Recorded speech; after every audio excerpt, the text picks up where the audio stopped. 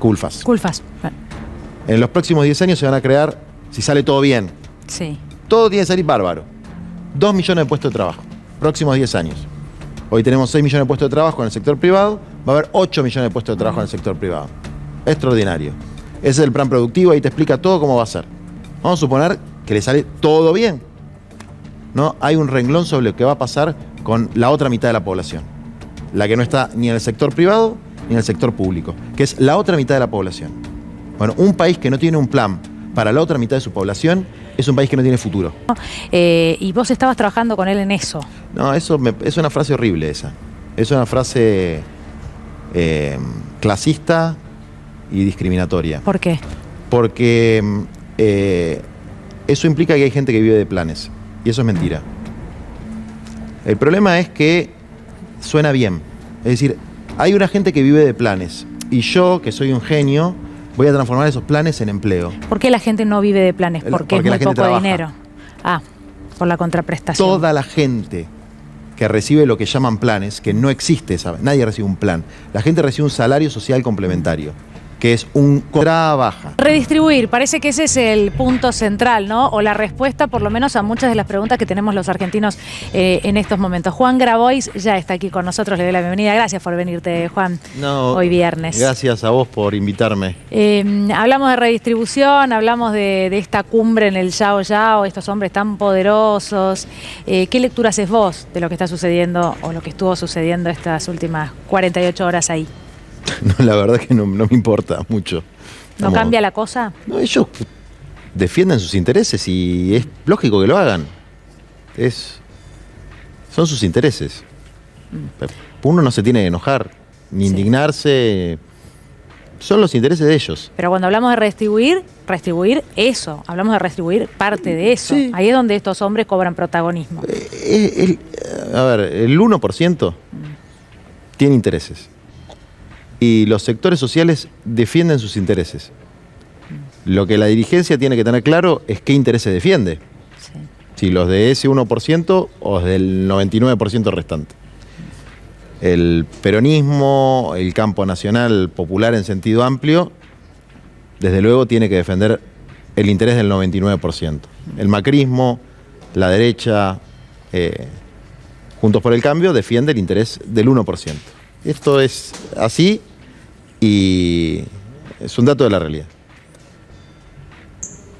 El gobierno, después de un tiempo de cierto letargo, tomó 2 medidas importantes.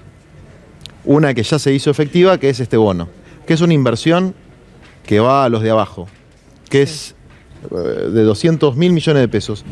Y creo que se la minimiza o no se le está prestando atención porque a veces la gente que tiene un empleo registrado no sabe lo que es tener ese manguito más en el bolsillo. Es una cosa importante. Nosotros lo valoramos mucho.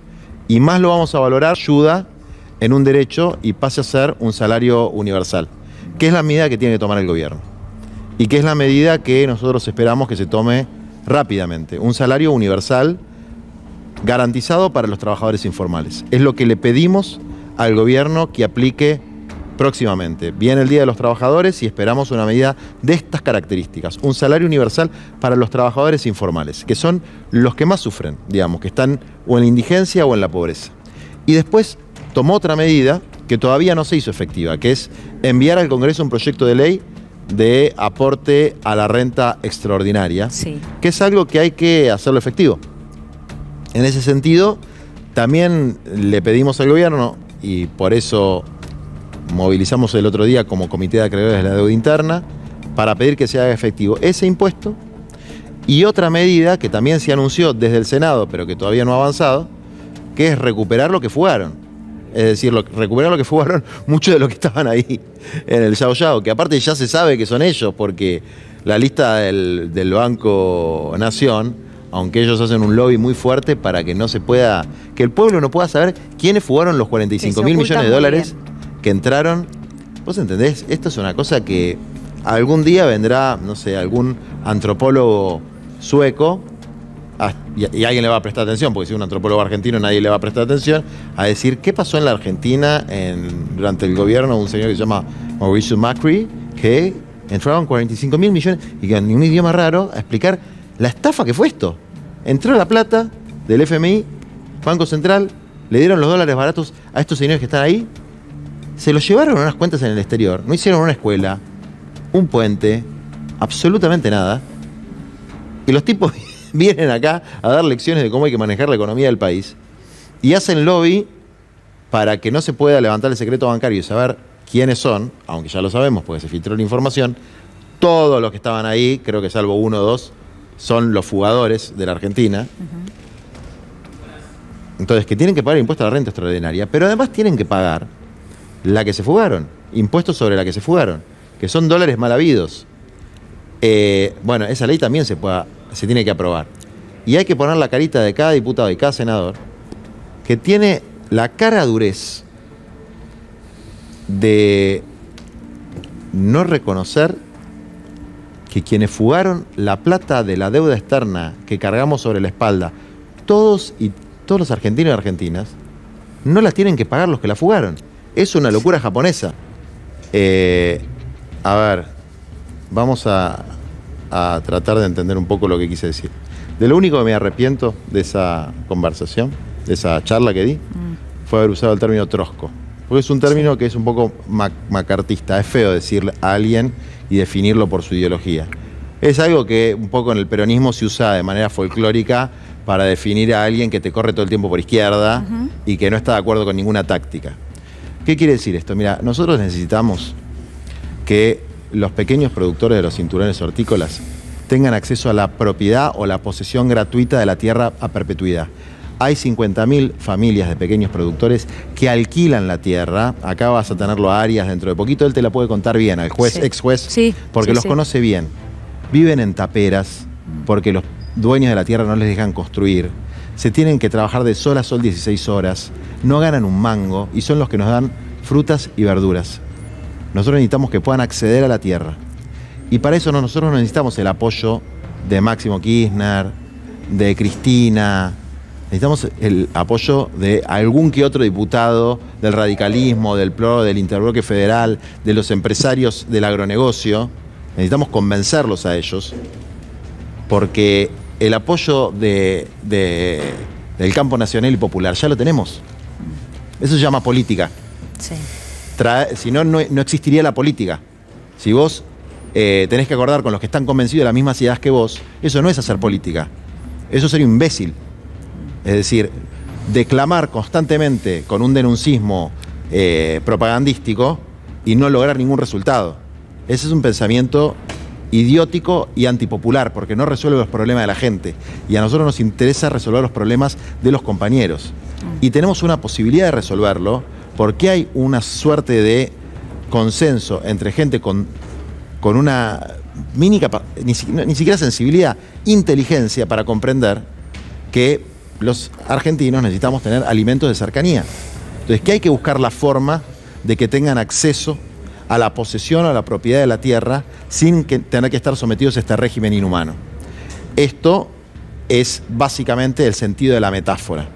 Si yo tengo que darle la mano, darle un abrazo, darle un beso, sentarme en un panel, sentarme en una mesa, con cualquiera de los que están en el yao yao, lo cual no quiere decir reconocer que son ejemplo de modelo económico, sino simplemente hacer un acuerdo sobre un tema puntual, lo voy a hacer como lo hice con un montón de gente. Sí, yo creo que ayuda tu declaración también a terminar con esta cosa de odio, de unos contra otros, y se trata de que todos los argentinos estemos mejor. Yo no tengo odio humano con nadie. Claro, no se entiende. Con nadie, con ninguno de los que están en el Yao Yao, ni con ninguno de los que están en el PRO. Yo tengo diferencias políticas. No le tengo bronca a ninguno. Hay un sistema tóxico. No es un problema moral de las personas. Eso es un error. Es enfocar mal las cosas. Yo no tengo odio personal con nadie. Yo quiero resolver. Yo respondo a intereses de clase, de un sector de la sociedad, y quiero resolver los problemas de ese sector. Hay gente que se puede dar el lujo de tener odios personales porque tiene intereses personales. Yo tengo intereses colectivos. Respondo a intereses colectivos. No tengo odios personales. A veces me paso de rosca, puedo maltratar a alguno, me puedo equivocar con las palabras, me equivoco todo el tiempo con las palabras, me caliento, pero estoy pensando en cómo resolver los problemas concretos de los pequeños productores, los problemas concretos de las comunidades campesinas, de los pueblos originarios, los trabajadores de la economía popular. A veces acierto, a veces me equivoco, pero también hay otra cosa, te digo, que es el extremismo verbal, ¿no? En las cámaras de televisión, sí, y después las acciones por atrás. A ver. Las negocietas por atrás. Los que son revolucionarios de Twitter, sí, pero después negocian por atrás. Yo cuando negocio algo, porque eso es para hacer. Cuando negocio algo, lo hago de cara al pueblo, digamos, ¿no? Que son, a ver, cuando tuve que negociar durante el gobierno de Macri, junto con otros compañeros, la ley de barrios populares, sí, que hoy, gracias al compañero Máximo Kirchner, tiene un 15% del impuesto a las grandes fortunas en su presupuesto y está urbanizando 700 barrios en la Argentina, lo hice a cara descubierta y nos reputeaban. Y yo no tengo ningún problema en decirlo. Y estamos orgullosos de haber hecho eso, porque fue algo que sirvió para nuestro pueblo. No veo ninguna contradicción. De hecho, la contradicción sería en haber planteado una especie de purismo, ¿no? Yo durante el macrismo no negocio nada con nadie. Claro. Me quedo en mi casa poniendo cosas en Twitter y que pase lo que sea y nos vemos en las elecciones, ¿no?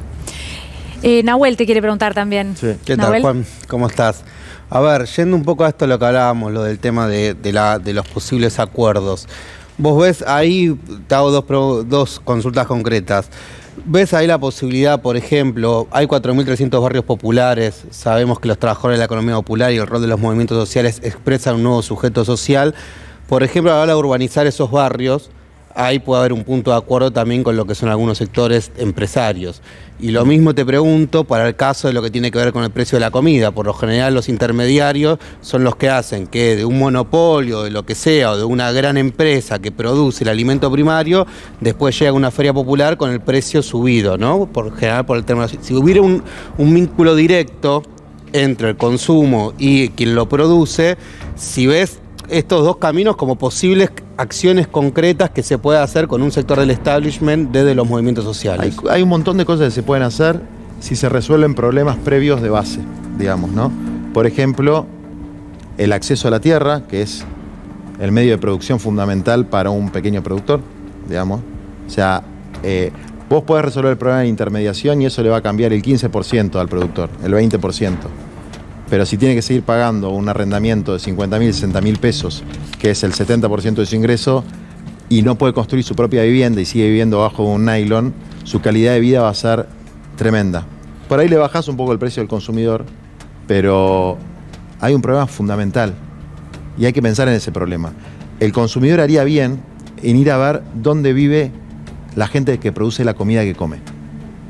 Eso le haría sentir un poquito por qué un beso a Grocopatel no es un problema ético, digamos. Un problema ético es eso, ¿no?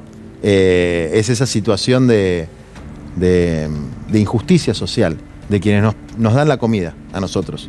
Pero hay un montón de posibilidades porque, salvo quienes tengan un programa de socialización de los medios de producción, es decir, de revolución socialista, el resto de los militantes sociales y políticos de la Argentina tenemos que pensar formas de coexistencia entre un sistema de producción capitalista que sea eficiente, desarrollado, que tenga capacidad exportadora, que tenga capacidad de abastecimiento del mercado interno, y un sistema para los que no entran ahí. Y el ejemplo que te doy es una cosa que para mí fue una bofetada, y esto no es una crítica ni al gobierno ni a nadie, que fue cuando vi el plan productivo que presentó, ¿cómo se llama?, el ministro de Producción, Culfas. Culfas. En los próximos 10 años se van a crear, si sale todo bien, Sí. todo tiene que salir bárbaro, 2 millones de puestos de trabajo, próximos 10 años. Hoy tenemos 6 millones de puestos de trabajo en el sector privado, va a haber 8 millones de puestos de trabajo en el sector privado. Extraordinario. Ese es el plan productivo, ahí te explica todo cómo va a ser. Vamos a suponer que le sale todo bien. No hay un renglón sobre lo que va a pasar con la otra mitad de la población, la que no está ni en el sector privado ni en el sector público, que es la otra mitad de la población. Bueno, un país que no tiene un plan para la otra mitad de su población es un país que no tiene futuro.